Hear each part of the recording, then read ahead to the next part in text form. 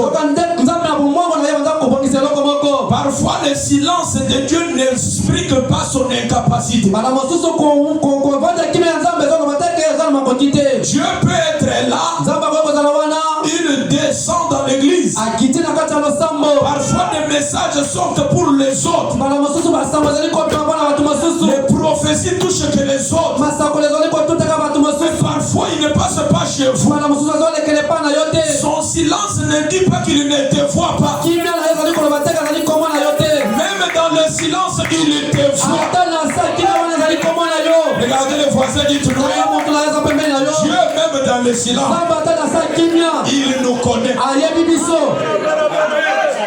Est-ce que tu peux encore dire aux voisins? Même dans son silence, il nous voit. Le peuple dit Alléluia. Dieu, même dans son silence, il sait que tu n'as pas d'argent. Est-ce que ça entre là? Même dans son silence, il sait que depuis qu'on t'a marié, tu n'as pas d'enfant. Laissez-moi ajouter, même dans son silence, il sait que tu as besoin de la dot pour le mariage. Alléluia. Mais son silence ne veut pas dire qu'il est impuissant de le faire. Je te révèle un secret. Pendant qu'il est silencieux, il prépare un grand miracle pour les gens. C'est pourquoi j'ai besoin de te dire, bientôt c'est le miracle qui atteindra. Il t'amène à la parole. Quelqu'un peut dire Alléluia. Le miracle, parfois ça surprend. Et c'est pourquoi un jour, après que Dieu ait changé le nom, Dieu a changé la santé, même la constitution de ces deux personnes. La femme qui était déjà ménopausée, qui n'avait pas l'opportunité de donner naissance. Frère, laissez-moi vous dire quelque chose. C'est que toi tu dis que c'est fini, c'est difficile. Pour Dieu, il y a encore de l'occasion. C'est pourquoi la Bible a raison. La Bible dit il y a encore de l'espoir pour ceux qui vivent encore. Amen. Selon les humains, Abraham et sa femme ne pouvaient pas accoucher. Ils ne pouvaient pas donner naissance. Mais Dieu avait la capacité de rajeunir ces deux corps. Je parle d'un Dieu qui s'appelle Jésus-Christ. C'est lui le Dieu de William Branham. C'est lui le Dieu de Kéros Tabernacle. Il a la capacité de donner la vie à ceux qui est mort. Dieu peut bénir ceux qui est maudit.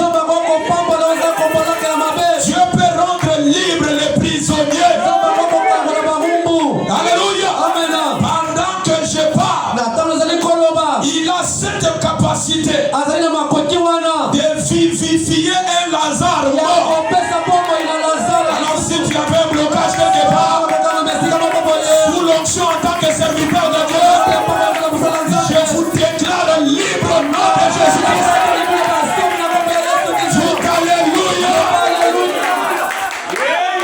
Dieu avait cette capacité de rajeunir les corps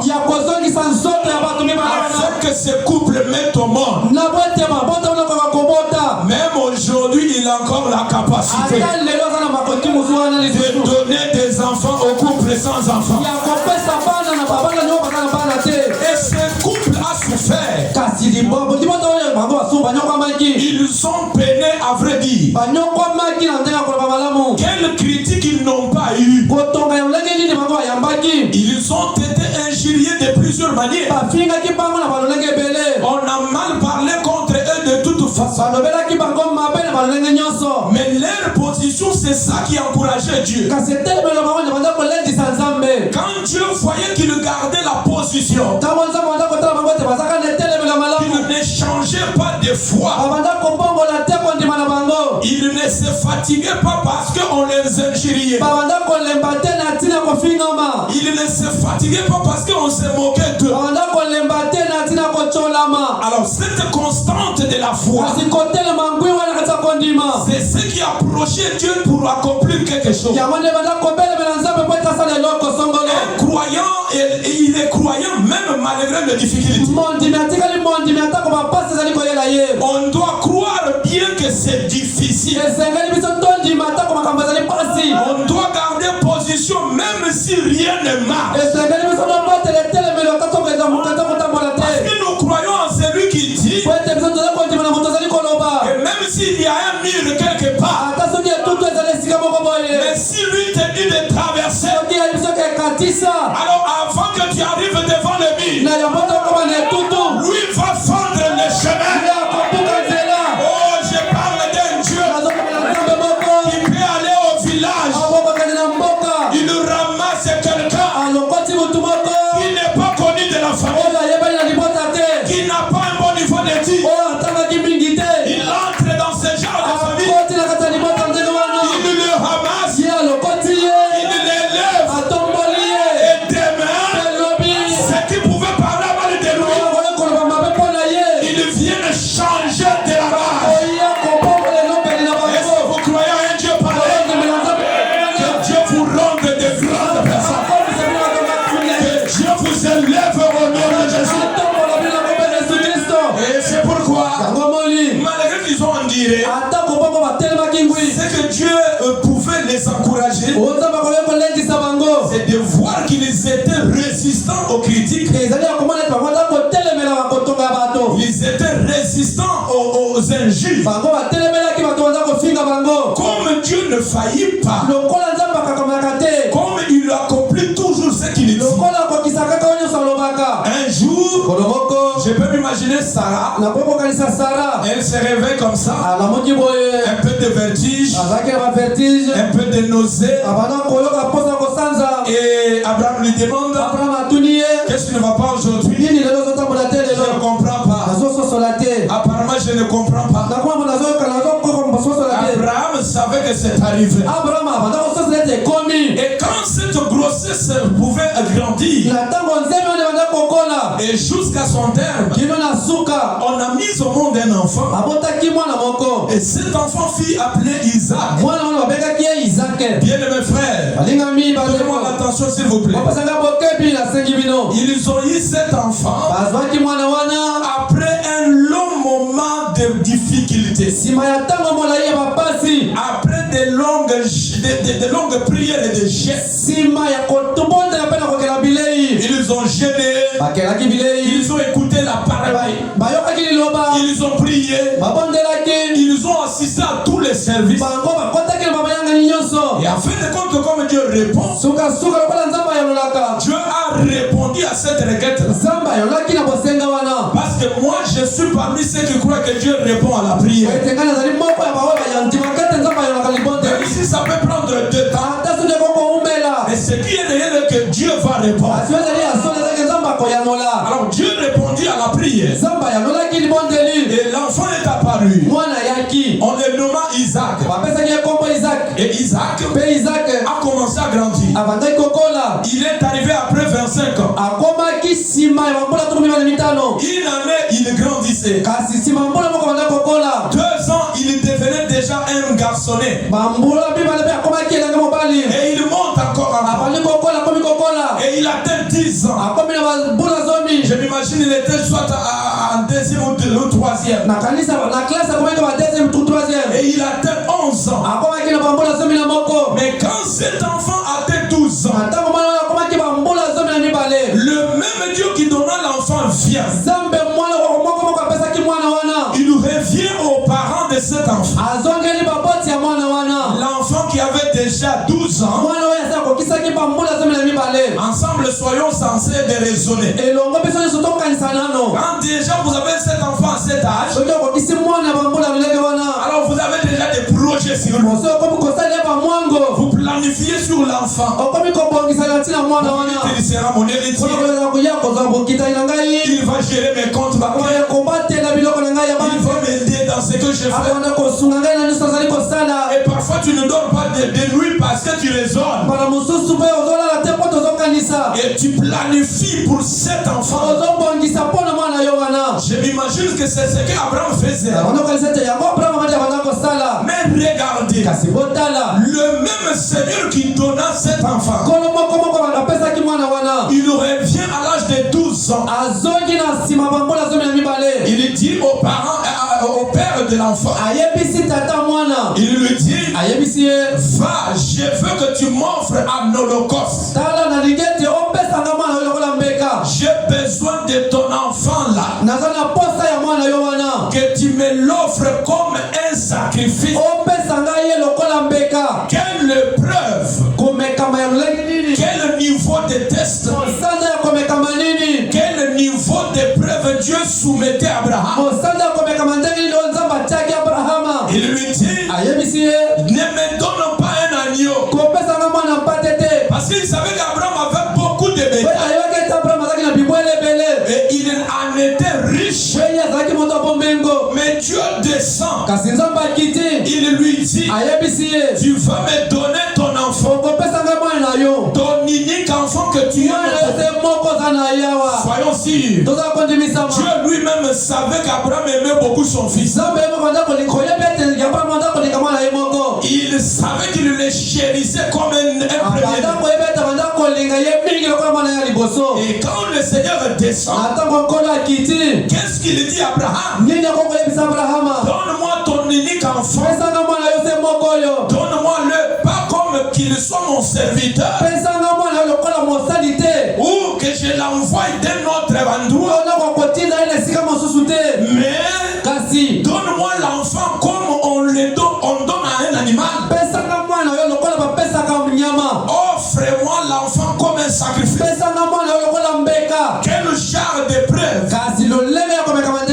Mais ce que j'aime beaucoup aimer, c'est la position d'Abraham dans le moment de preuve.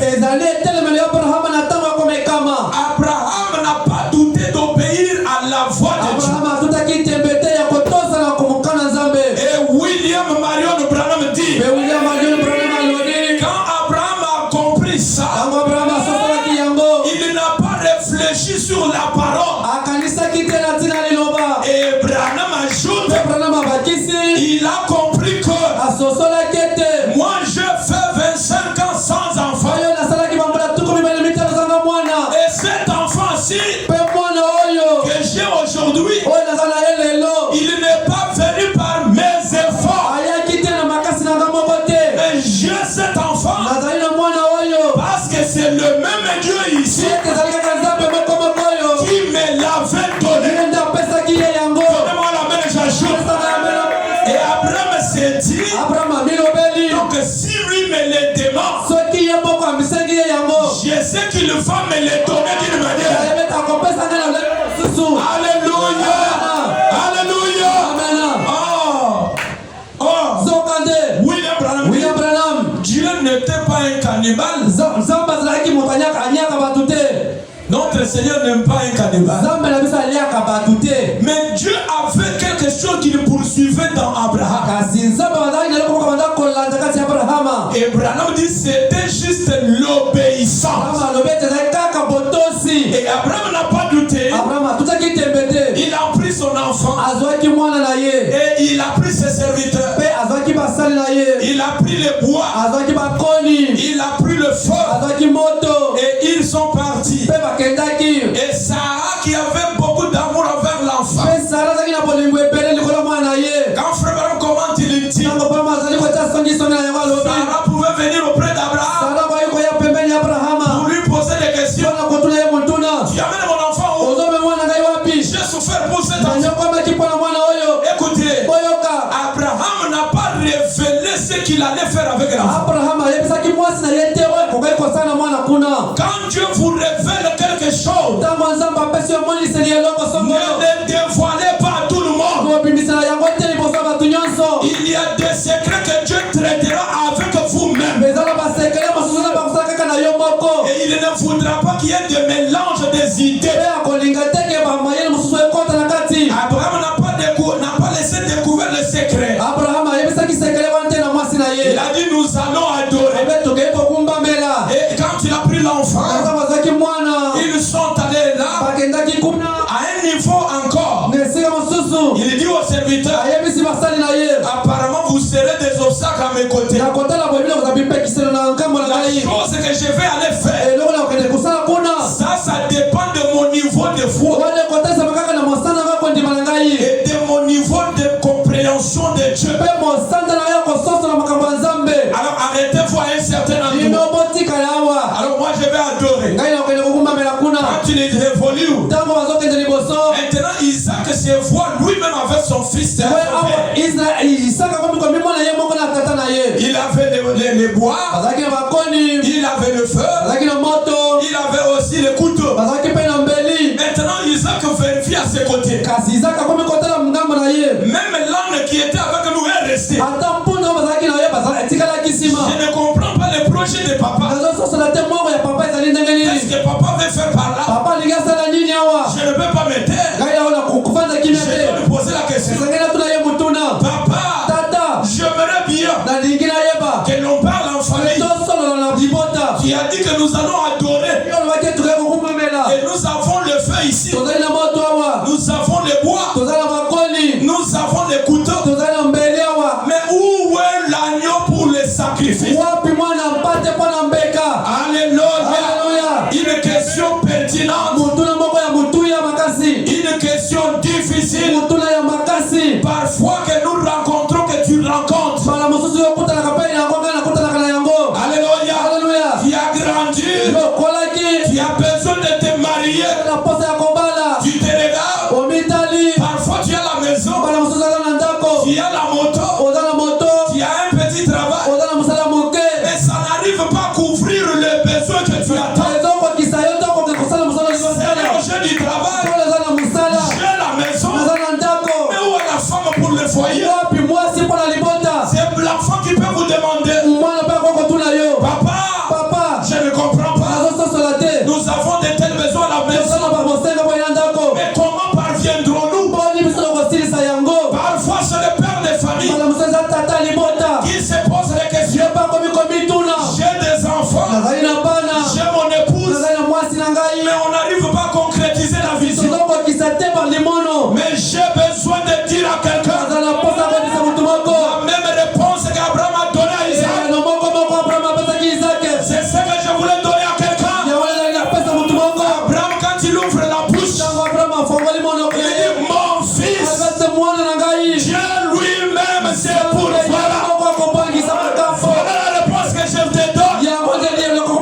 Dans tous tes raisonnements, dans toutes tes difficultés, ne prenez pas chaque fois la place de Dieu.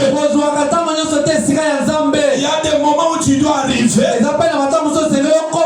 te dis toi-même, ici il n'y a que Dieu qui peut répondre. Que celui qui croit puisse dire Amen. Que celui qui croit dise Amen. Oui, mais bien aimé. D'abord Dieu a éprouvé Abraham. Et en tant que de sémence d'Abraham, tous nous sommes obligés de passer par ces épreuves. Et j'ai besoin de le préciser. Tous nous n'aurons pas le même genre d'épreuve. Toi on va te critiquer là-bas. L'autre on va l'injurier là-bas.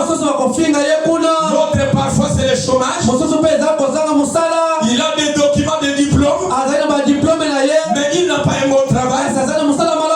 Mais en tant que chrétien, notre position pendant ces moments c'est ce qui compte. Alléluia. Abraham n'a pas résisté. Dieu voulait voir son obéissance. Et quand Dieu a vu qu'il a obéi jusqu'à la fin, exactement, Dieu avait pourvu un agneau pour le soumettre. Dieu honore tout celui qui obéit à sa parole. Si vous le croyez,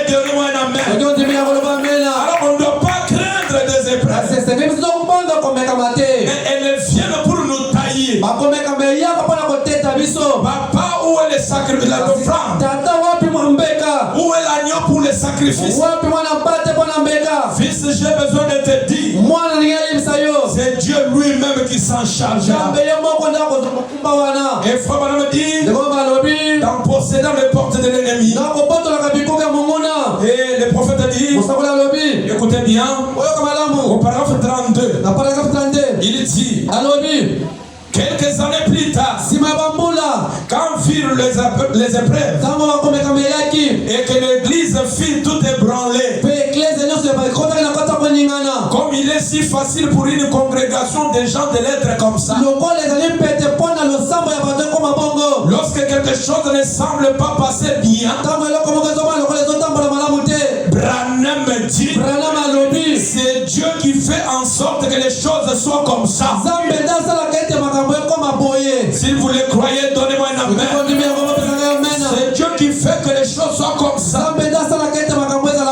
Dieu peut amener des tensions dans l'église. Car chaque fils qui vient à Dieu doit être mis à l'épreuve et éprouvé et puis testé. Amen. Et il laisse la maladie parfois vous frapper. Il laisse les mots venir sur vous. Parfois c'est pour vous tester et pour vous éprouver et afin de montrer au monde que vous êtes vraiment la sémence d'Abraham. Et il permet par sa propre volonté. Et il permet le désastre. Il permet que vos amis vous contournent les dos. Est-ce que vous suivez bien ça? Il permet que vos amis vous contournent contre vous. Il permet toutes ces choses. Et parfois, il lâche les diables après vous pour vous tenter. Alléluia.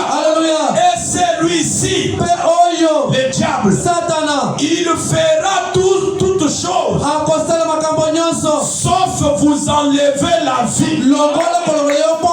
Alléluia. La maladie peut vous atteindre.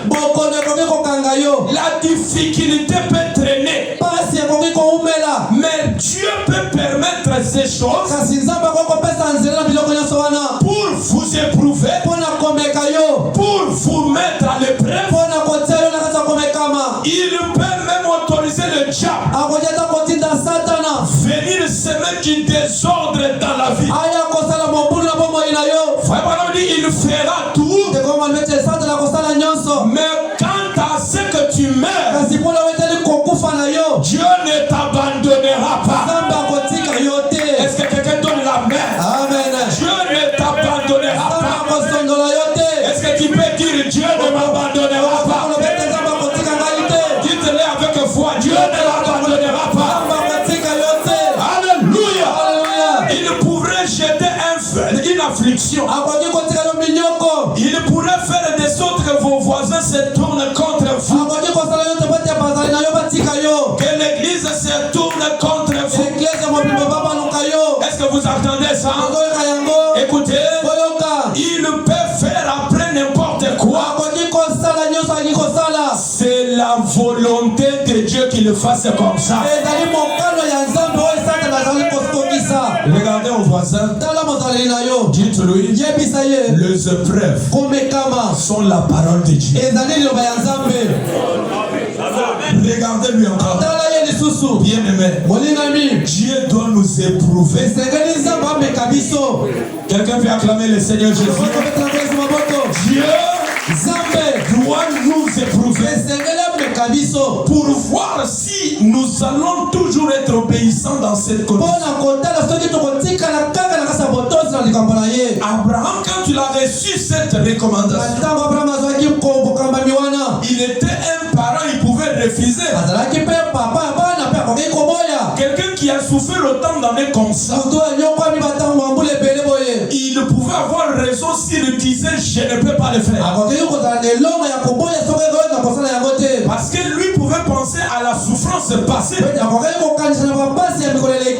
il ne l'a pas fait. Parfois, mes frères, quand nous connaissons la grandeur de celui que nous avons cru, quand vous savez qui est Dieu pour vous, aucune personne ne peut vous séparer de son amour. Parce que tu l'as aimé depuis ton cœur. Et il est dans votre cœur. Quand il est entré dans Paul, Paul a crié d'une forte voix. Il a dit riez. Même la famine, même la mort, rien ne peut me séparer de l'amour de Dieu. Alléluia. Dans chaque question que vous avez, plus ça vous dépasse, plus ça veut dire que c'est Dieu qui peut s'en charger. Là où toi tu remarques l'échec, ta confiance en Dieu peut faciliter la réussite. Le mal que nous ferons pendant ce moment de preuve, c'est de céder par rapport à la pression. C'est d'abandonner parce que cela résiste. Mais les chrétiens voient à l'invisible. La foi regarde à ce qui ne se voit pas. Toi tu peux voir ta bénédiction là où les autres voient la malédiction. Et voilà un peu les commentaires. Il dit regardez, quand Moïse a grandi chez Pharaon, là Israël était encore en captivité.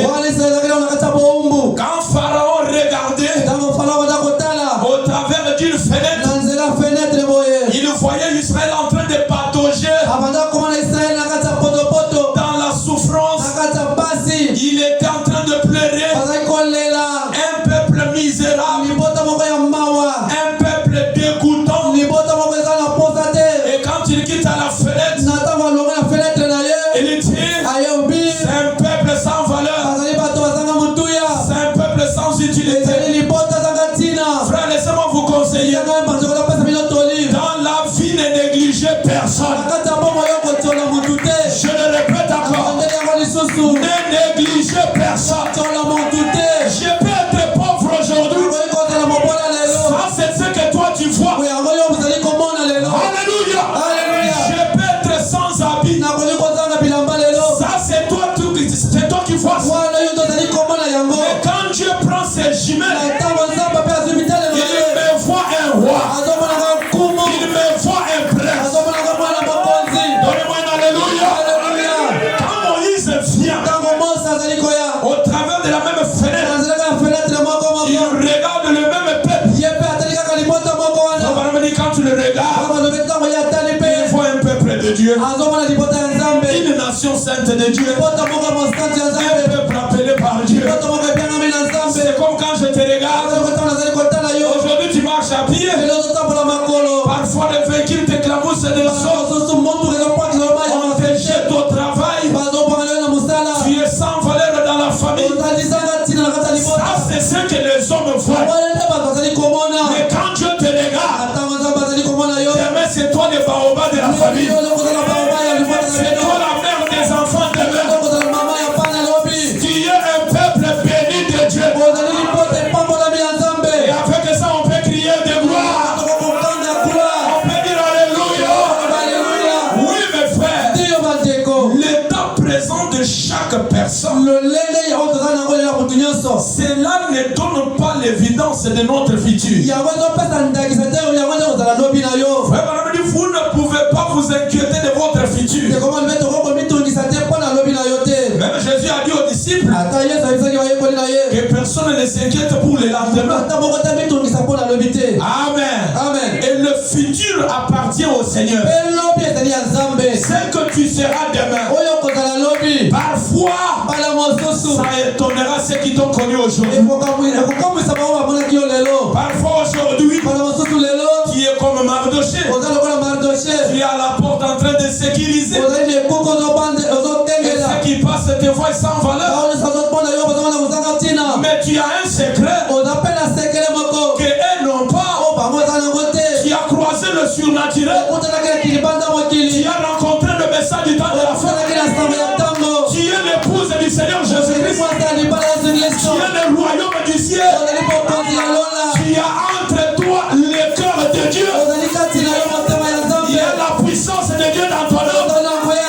C'est ce qui prouve que je dirais aussi comme Job, même si l'arbre est coupé, aussi longtemps qu'il a ses racines au fond, un jour je donnerai des fruits.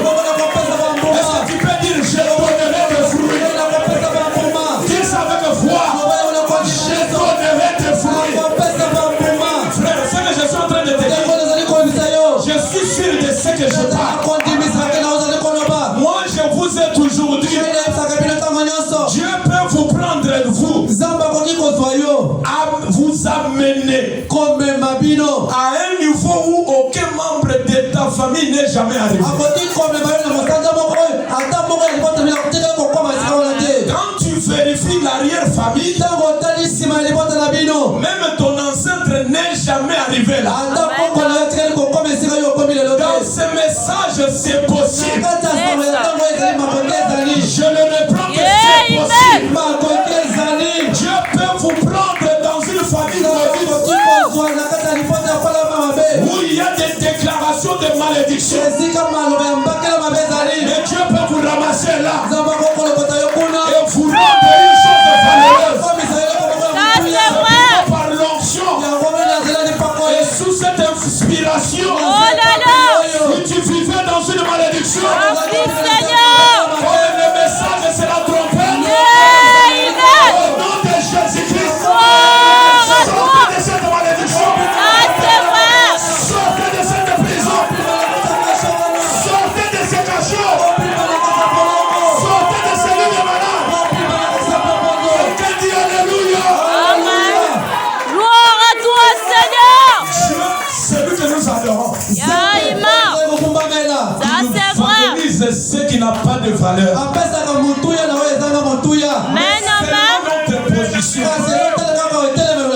Dans cet état dans lequel nous passons, c'est ce qui amènera Dieu à développer la confiance en nous. Faisons semblant ce que le monde dit. Amen. Le monde peut avoir son langage. Et nous, on ne peut pas parler comme le monde. Nous sommes un peuple expérimenté. Nous avons rencontré le surnaturel. Quand les grands frères de David étaient à la bataille, quand ils étaient à la bataille, ils sont arrivés selon leurs expériences.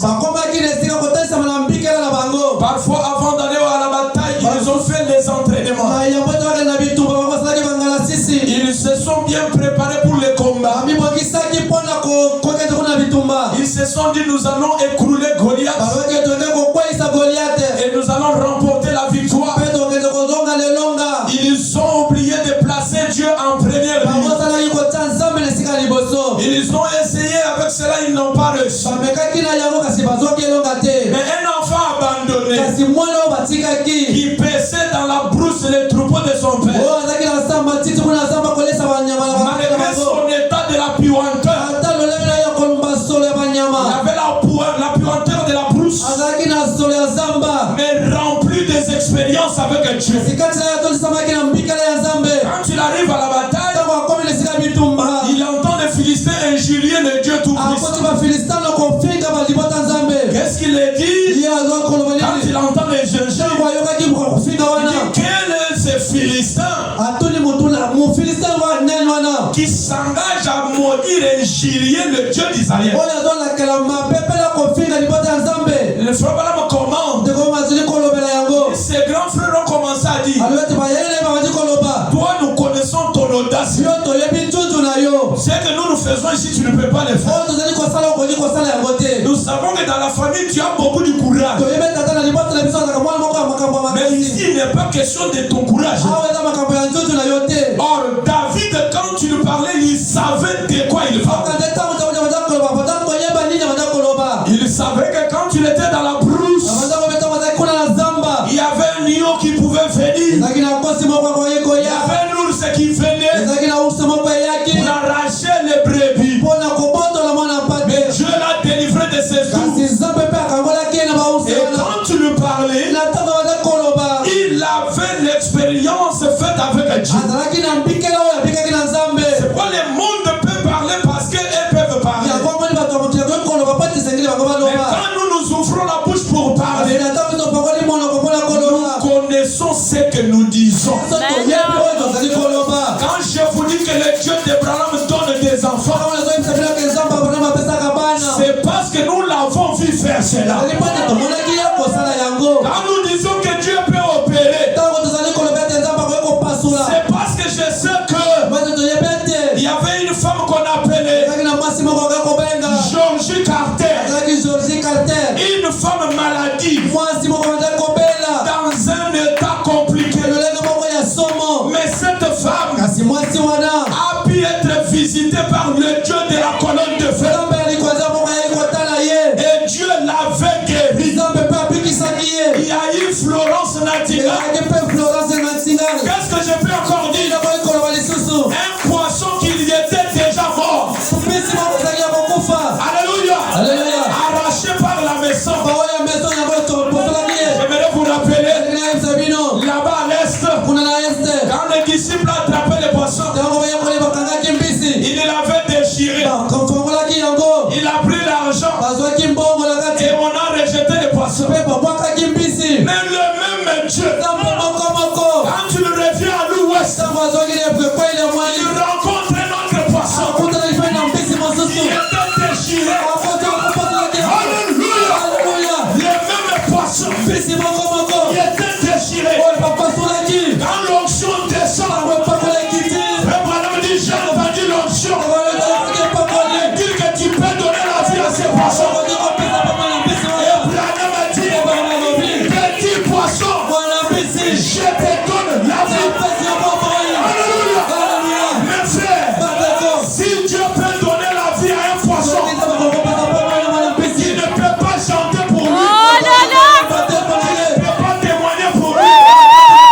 Qu'en sera-t-il de toi? C'est pourquoi Dieu est obligé ce matin ici de guérir quelqu'un.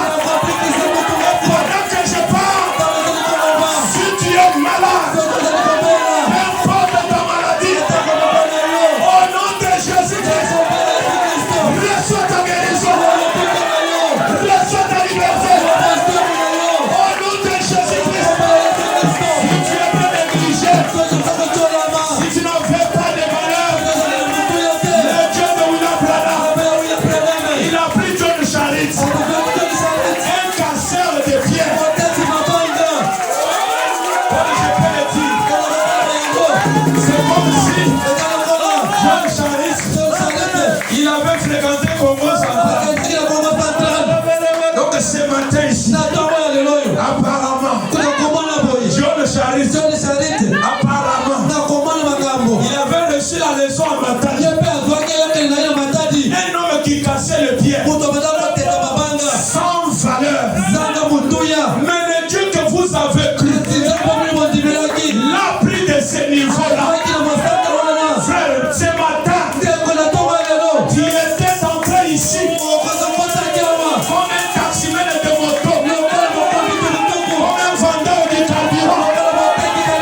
Mais pendant que je parle, la maman qui élève les hommes, je le sens dans mon corps. Il peut briser les vêtements.